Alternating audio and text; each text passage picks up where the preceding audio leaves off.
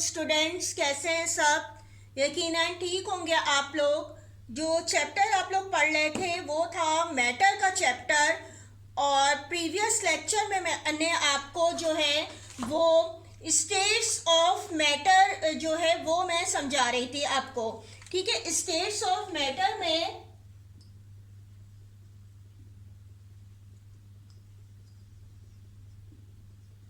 आपको बताया था कि मैटर की जो होती है वो 3 स्टेट्स होती हैं, या इसको 3 फॉर्म्स भी कह सकते हैं। कौन कौन सी थी? एक थी सॉलिड, ठीक है, सेकेंड थी लिक्विड, और थर्ड थी गैस। और इसमें मैं सिर्फ आपको सॉलिड के बारे में एक्सप्लेन कर दिया, उसकी प्रॉपर्टीज को। इसी तरह मैंने लिक्विड की भी कर दिया है। और आज जो आप लोग पढ़ेंगे वो क्या है? गैस की जो है आपको प्रॉपर्टीज को एक्सप्लेन किया जाएगा। तो everyone open the book, page number 26।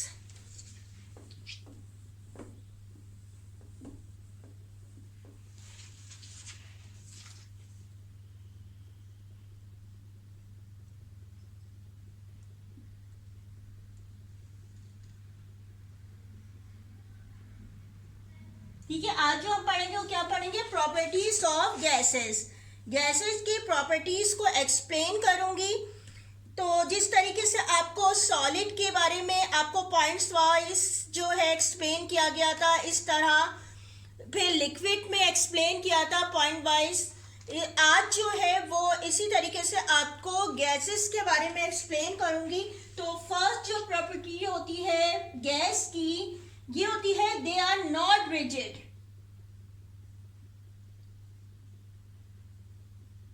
Not rigid means यानी कि ये हार्ड नहीं होते हैं।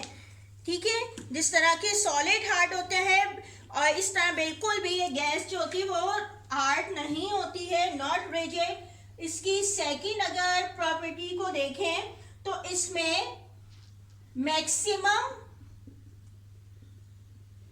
इंटरमॉलिक्यूलर स्पेस मौजूद होते हैं।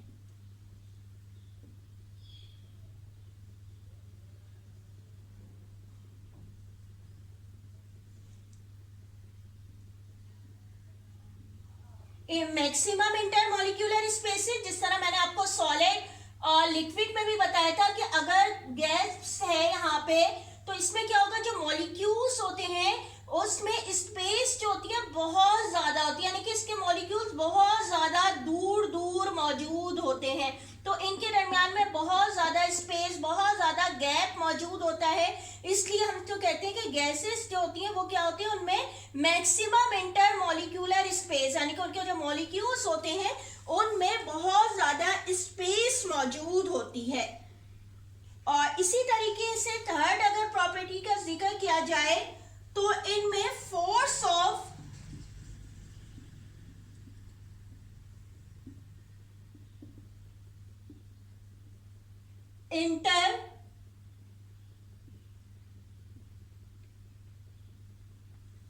इंटरमॉलिक्यूलर अट्रैक्शन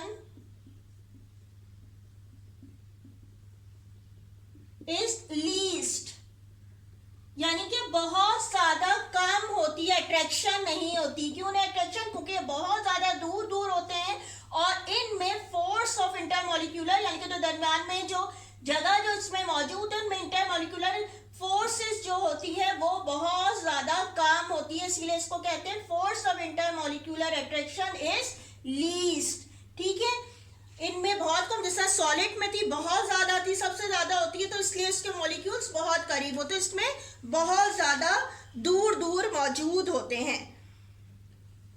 और इसीलिए आप देखें कि अगर जिस तरह इसके गैस की अगर एग्जाम्पल आप देखें, जिस तरह आप लोग करते हैं कि जो स्प्रे किया जाता है, ठीक है, जैसा बॉडी स्प्रे वगैरह आप लोग यूज करते होंगे, तो उसमें क्या होता है, बॉडी स्प्रे में भी जो उसकी गैस जो होती है वो स्प्रे में, तो वो क्या होता है, उसके मॉलिक्यूल बहुत दूर दूर, यानी कि अगर आप स्प्रे एक रूम में कर भी रहे हैं तो आपको उसकी जो फ्रेगनेंस है वो दूसरे जो है रूम में भी फील हो रही होती है। तो क्या होता है, यही मॉलिक्यूल्स जो होते हैं बहुत ज्यादा दूर दूर जो होते हैं स्कैटर हो जाते हैं, और आपको जो है इसकी फ्रेगनेंस जो होती है वो फील होती है।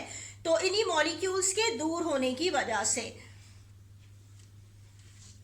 इसी तरीके से अगर इनकी थर्ड के बाद फोर्थ अगर प्रॉपर्टी का जिक्र किया जाए तो इनमें neither have a definite shape nor a definite volume, यानी कि इनमें क्या होती है, ना तो इनकी शेप होती है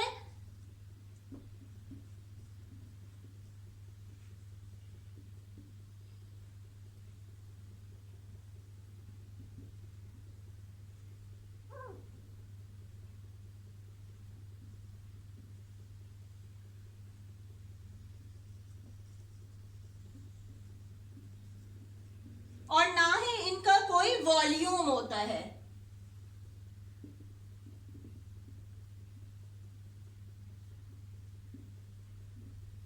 ठीक है, यानी कि जारी से बात है, इनके जो है मॉलिक्यूल्स बहुत दूर दूर है, इनके क्लोज है ही नहीं, इनमें स्पेस मौजूद है, तो क्या होगा, इनका कोई भी शेप नहीं होगा।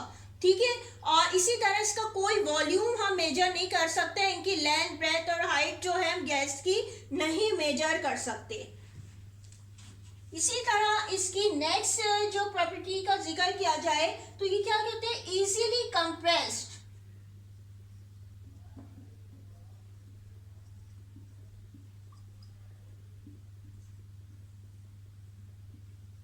इजीली कंप्रेस यानी कि अगर किसी भी केन में या किसी भी जो है जार में गैस के मॉलिक्यूल जिस तरीके से मौजूद हैं, बहुत दूर दूर हैं, और अगर इसको जो है प्रेस किया जाए, ठीक है, ऊपर से अगर प्रेस किया जाए तो क्या होगा, ये कंप्रेस हो जाएंगे, ये और ज्यादा जो होगा वो नीचे की तरफ, यानी कि इसके मॉलिक्यूल इस तरह मूव कर जाएंगे और ये इसमें कलेक्ट हो जाएगा। ठीक है, इसमें यहाँ पे अगर आपको किसी छोटी जगह पे कुछ छोटी स्पेस में रखना हो तो वो क्या होता है, गैस के मॉलिक्यूल्स अगर एयर टाइट कंटेनर में और ऊपर से आप प्रेशर डाल रहे हैं तो क्या होगा, वो कंप्रेस होते चले जाएंगे, यानी कि उसके मॉलिक्यूल जो है और ज्यादा वो करीब आते चले जाएंगे।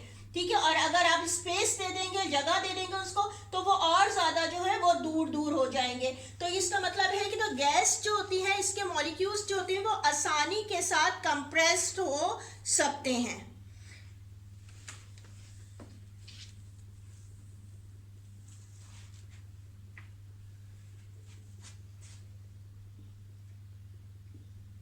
और इनके मॉलिक्यूल्स क्या होते हैं, ये फ्लो कर सकते हैं इन ऑल डायरेक्शन।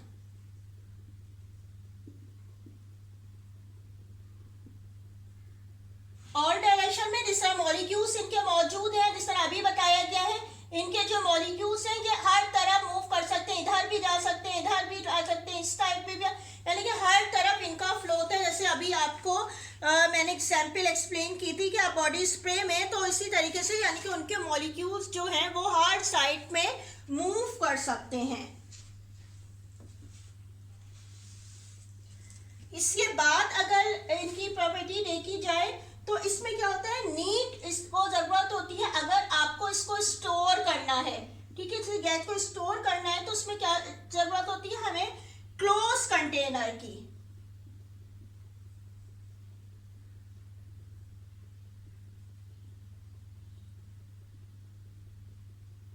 ठीक है, हमें क्लोज कंटेनर की जरूरत होती है। किस लिए जरूरत होती है, फॉर स्टोरेज। ठीक है, यानी कि स्टोर करने के लिए, क्योंकि अगर खुला हुआ होगा तो क्या होगा, इसके मॉलिक्यूल्स दूर दूर स्कैटर हो जाएंगे, बिखर जाएंगे, तो आप इसको स्टोर नहीं कर सकते। अगर गैस को स्टोर करना है तो इसके लिए क्या चाहिए होगा, एयर टाइट कंटेनर की जरूरत होती है, क्लोज कंटेनर की जरूरत होती है जिसमें हम गैस को स्टोर कर सकें। तो ये जो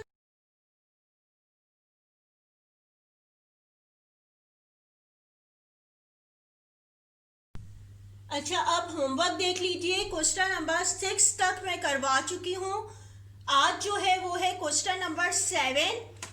right down properties of gases. सबसे पहले आपने हेडिंग डालनी है, properties of gases, centre heading है। इसके बाद लाइन लीव करके आप लिखेंगे, first they are not rigid, second they neither have a definite shape nor a definite volume. इसके बाद फिर लाइन लीव कीजिएगा, न्यू स्टार्ट करने से पहले आपकी एक लाइन लीव हो। फिर नंबर 3 लिखिएगा, they can flow in all direction. इसके बाद नंबर 4 आप लिखिएगा, they need a close container for storage. ठीक है, ये आप इस तरीके से लिख लीजिएगा और हर के दरमियान एक लाइन लीव कीजिएगा। न्यू स्टार्ट करने से पहले सफाई से काम कीजिएगा। इसके बाद आपने नंबर 5 लिखना है, they can be easily compressed. Number 6 है, they have maximum intermolecular spaces. और लास्ट आपकी है, the force of intermolecular attraction is least. ठीक है, ये आप पूरे 7 पॉइंट्स लिख लेंगे तो आपका आंसर कंप्लीट हो जाएगा। इसमें आपने डायग्राम भी ड्रॉ करनी है जिस तरह आपने सॉलिड और लिक्विड में ड्रॉ की है। ठीक है, आपकी बुक पेज नंबर पे है 26 पे।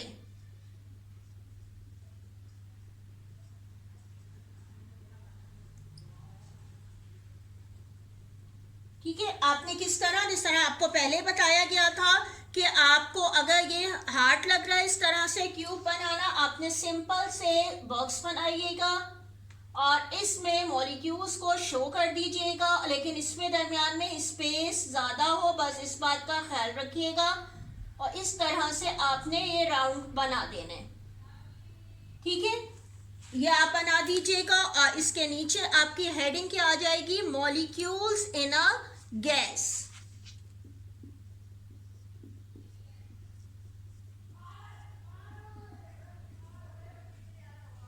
ठीक है, ये आप बना देंगे, पेंसिल से ड्रॉ कीजिएगा, किसी कलर की, मार्कर की किसी की ज़रूरत नहीं है। सिर्फ और सिर्फ आपने सिंपल सा ये बनाना है। जहाँ पे आप लिखेंगे आंसर, उसके सामने एंटर लीव पेज पे आपने ड्रॉ कर देनी है।